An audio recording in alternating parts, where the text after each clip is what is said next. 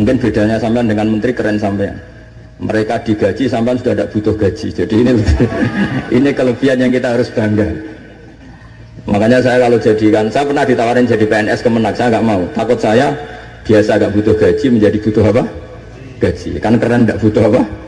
Gaji. Terus uniknya doa itu ditutup min abdikal fakir memun zubair. Ya Allah, jangan lihatlah saya, kata Bangun di doa itu, lihatlah saya yang berdoa. Barang kemarin setelah pelantikan menteri ternyata seperti itu saya tambah kagum bahwa kita punya guru seorang wali, jadi doain sesuatu yang mukal saja kesampaian. Doain yang mukal saja sampai teks itu sekarang masih saya simpan, tulisan tangannya Mbah Mun. Itu dulu diberikan anak dalam.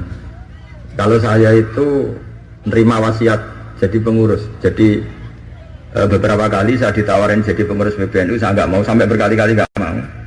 Hanya PBNU tidak kurang akal pakai tangannya Mbah Mun supaya agak maksa saya. Karena saya memang dari dulu nggak punya rencana jadi orang besar, biasa aja kayak jenengan itu kan enak. Mau ngopi santai, mau melarat ya pantas, mau keliru ya pantas karena ada kiai itu. Jadi enak lah. Jadi kiai itu kan tidak enak. Waalaikumsalam warahmatullahi wabarakatuh. Bismillahirrahmanirrahim. Tabarakallah yaral furqana ala abdihi yakuna lil alamin nadhira. Allahumma shalli wa sallim ala sayyidina maulana Muhammadin wa ala alihi wa sahbihi asma'in. Nama ba'du. Sedanten keluarga besar Bapak kawula, sedanten kampung mriki ingkang hadir ingkang kula hormati, semua hadirin hadirat ingkang kula hormati. Tadi kula ngisi di Mbah Mabrur niku abahnya guru saya. Niku 33 menit. Jadi kira-kira di sini gimana menit?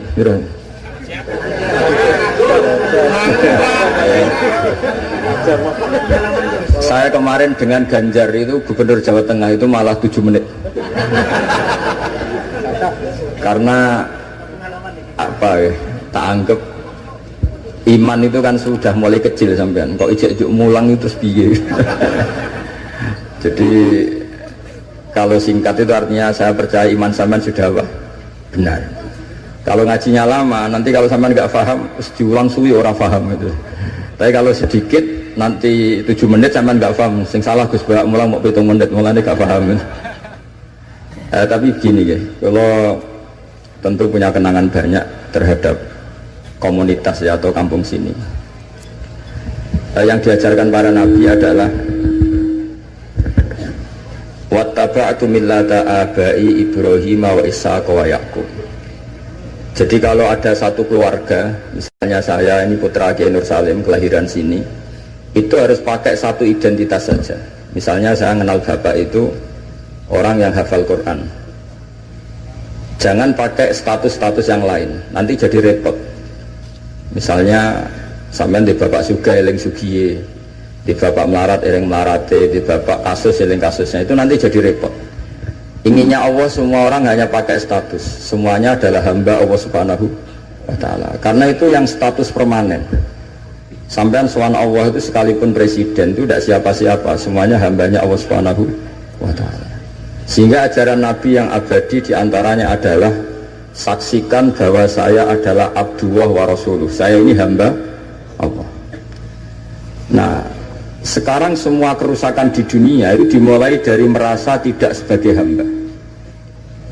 Seorang dirjen atau menteri ketahanan pangan itu mesti ngira semua kecukupan pangan Indonesia itu karena dia, kecuali dia pernah ngaji, mungkin agak baik rasanya. Padahal andaikan petani itu tidak mau nanam padi, pinternya kayak apa menteri, tetap kita kurangan apa? Makan. Masalahnya ketika petani menanam padi terus itu biasanya karena nggak punya selera atau karena bodoh. Nah, barokahnya bodoh itu mereka tidak nekuni profesi lain, nanam padi terus. Artinya ada padi banyak itu ya barokahnya orang bodoh. Makanya saya ini terkenal kiai pembela kaum bodoh. Karena kalau pinter terus gak nanam padi itu gak ada gunanya. Profesor ketahanan pangan kayak apa rapatnya, kalau gak ada yang nanam padi mau apa? Menko Polhukam juga gitu, buat rapat untuk kestabilan tapi rasa masyarakat tidak tepo seliro, tersinggung sidik bacokan, tersinggung sidik carok. Apa gunanya kepintaran para Menko Polhukam kalau perilaku masyarakat gampang konflik? Jadi sebetulnya pengendali Indonesia itu kita semua. Maka sebetulnya yang pembantu presiden ya semuanya, yang jaga keamanan yang jenengan semua. Kalau nggak mudah konflik ya Indonesia nopo. Mungkin bedanya sampean dengan menteri keren sampean. Mereka digaji sampean sudah tidak butuh gaji. Jadi ini kelebihan yang kita harus bangga. Makanya saya kalau jadikan, saya pernah ditawarin jadi PNS Kemenak, saya nggak mau. Takut saya biasa nggak butuh gaji menjadi butuh apa? Gaji. Kan keren nggak butuh apa? Gaji. Nah ini penting saya utarakan supaya agama ini terkonsep secara permanen, sehingga dalam tradisi ulama agama ini tidak pernah dipasrahkan ke siapa-siapa, karena yang ngurusi agama ini hanya Allah Subhanahu wa Ta'ala. Pernah dalam satu dialek, Umar adalah orang yang sangat sukses dalam memimpin Islam sampai menaklukkan zaman itu sudah sampai Eropa Timur, sampai Asyirkul Aqsa, sehingga kayak apa kerinduan orang sama Sayyidina Umar radhiyallahu anhu. Singkat cerita mereka tidak kebayang kalau setelah Umar itu ada pemimpin yang sekali berumar, sehingga Umar dipaksa dengan tanda kutip dipresur supaya bikin pengganti suksesi. Setiap Ibnu Umar anaknya jalan-jalan kemana-mana itu mesti masyarakat bilang gini, Mbok yo abah kamu itu bilang ada suksesi supaya pemimpin ini jelas tahapannya. Terus mereka bikin analogi itu kias. Kalau ada kambing 100, penggembalanya tinggal gelanggang, itu dianggap dolim, tidak ya dolim, pasti kocar kacir. Apalagi ini penggembala manusia, kalau suatu saat Umar meninggal, itu pasti kacau. Umar sempat tertarik sama pikiran itu, sehingga beliau ingin menunjuk seorang khalifah pengganti. Lama-lama beliau bangun terus bilang gini, tidak jadi kan? Agama ini yang punya Allah, jadi nggak boleh dipikir oleh Umar.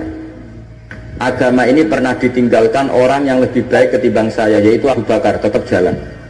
Dan agama ini pernah ditinggalkan oleh Rasulullah SAW, orang terbaik di dunia, dan tetap jalan, karena yang ngurusi Allah. Makanya sekarang nggak ada wali songo itu. Mungkin zaman wali songo Panjunan tidak seperti ini.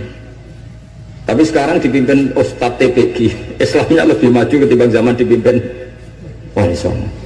Bukan karena ustadznya yang lebih hebat dibanding wali songo, memang agama ini diurusi oleh Allah Subhanahu wa Ta'ala. Ustadznya kasus ya agama jalan.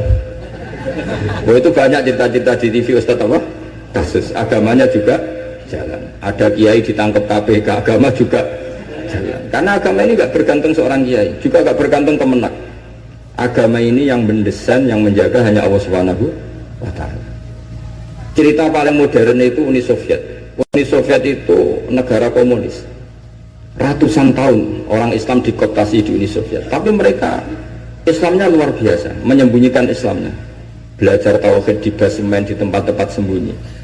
Ketika Uni Soviet hancur lewat glasnost perestroika itu, langsung jadi negara Islam. Ada Uzbekistan, Tajikistan, Ceknya, itu semuanya jadi negara Islam. Artinya gini, agama ini pernah jaya bahkan saat dikooptasi Uni Soviet. Indonesia juga pernah jaya pada dijajah Belanda 350 tahun. Justru menjadi masalah kalau kita ini terlalu bergantung negara. Kiai gelem mulang nak untuk bos, santri gelem mondok mergo kepalanya dicatat di negara sehingga dapat fasilitas. Oke, negara baik kita akui. Tapi itu nggak bagus bagi kita kalau terlalu bergantung. Karena biasanya kita berkontribusi kepada agama, sekarang mendapat dari negara untuk ngurus agama. Masalahnya bukan di ngurusnya, ketergantungan ini yang menjadi Islam nanti bahaya ketika ada masalah. Nggak biasa imun ya, nggak biasa kebal. Sehingga pikiran-pikiran para ulama dulu, cara berpikir itu, agama ini harus dijaga karena kita yakin Allah yang menjaga. Kenapa saya cerita demikian? Karena Islam di Indonesia sekarang itu luar biasa. Katanya malah Islam terbaik di dunia sekarang. Kenapa kok terbaik di dunia? Kenapa Islam Indonesia punya gelar terbaik di dunia? Di mana-mana, di Mesir, di Syria, di Irak itu konflik. Dan kalau konflik sampai saling bunuh.